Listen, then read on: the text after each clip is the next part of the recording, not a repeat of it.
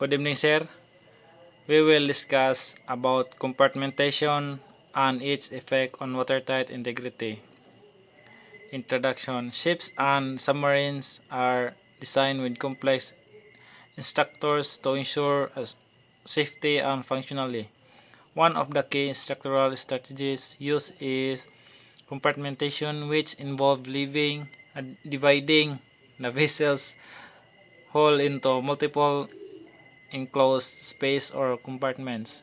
These reports explain what compartmentation is and how it directly contributes to maintaining watertight integrity, which is vital to the safety and buoyancy of marine vessels. What is compartmentation? Compartmentation refers to the division of a ship's interior into multiple separate sections. Use bulkhead, walls, and decks floor. These sections are typically sealed off from each another with watertight doors and hatches. Each compartment may serve different functions, such as engine room, storage space, living quarters, and cargo hold, but all contribute to the vessel's structural integrity.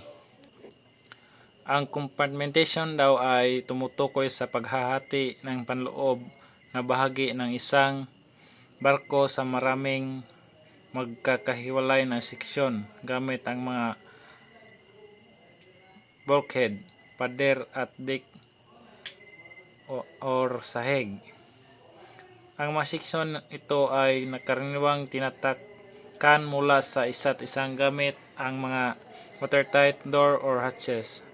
Ang bawat kompartmento ay maaaring maglingkod sa iba't ibang tungkulin. Example, engine room, storage space, living quarter, at cargo hold. Ngunit lahat ay nakakatulong sa structural integrity ng sasakyan. Purpose of compartmentation. The primary purpose of compartmentation include damage control, limits flooding to affected areas in the event or hull breach. Naglilimita sa pagbaha sa mga epektadong lugar sa kaganapan ng pagkasira ng balat. Fire containment, slow down or prevent the spread of fire between compartments. Pinagbabagal o pinipigilan ang pagkalat ng apoy sa pagitan ng mga kompartmento. Structural strength adds rigidity and strength to the ship's hull.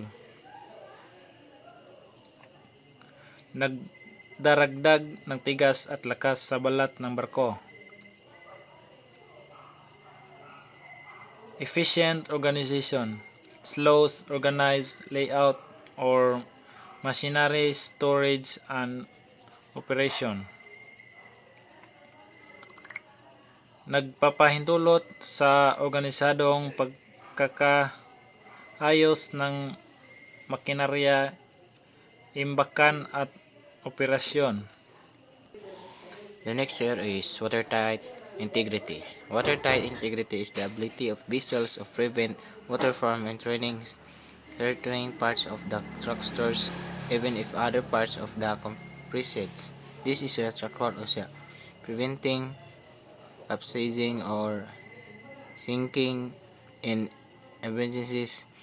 Features like watertight doors, bulkhead, and proper ceilings contribute to this integrity. Ang watertight integrity ang kakayahan ng isang sasakayang dagat na pigilan ang pagpasok ng tubig sa ilang bahagi ng istruktura kahit na ibang bahagi ay nasira ito. Ito ay nagpapahalagang para maiwasan ang pagkabaliktad o paglubog ng mga emergency. Ang mga tampok tulad ng watertight doors, blockheads at tamang pagsiling ay nakakatulong sa intrinidad na ito. The next sir is how the compartmentations affect watertight integrity. Compartmentation significantly enhances the ship watertight integrity. Limit floodings. If one compartment of spaces is only the section floods, the ship can remain afloat and operational.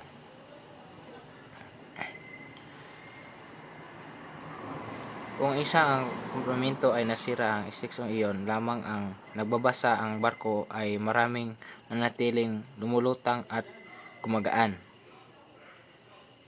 Improved survivability allows time for equation of repair. Reduce risk of total loss. Physically important of warships is the submarines where battle damage is impossible. Pinabawasan ang mga panganib na kabuuan ng panglawang lalo ng mahalaga para sa mga warship at submarino kung saan posible ang pinsala sa labanan. Halimbawa, sa isang pagsabog ang nasirang kompartimento lamang ang maaring mabasa habang ang iba ay nanatiling tuyo. Mamatili ang buoyancy ng sasakyan. The last one sir is conclusions. Is summary compartmentation is the critical design feature in the ship and submarines that greatly enhance watertight integrity. It serves not only to organize an interior space but also to prevents catastrophic flooding and ensures the safety of crew and cargo.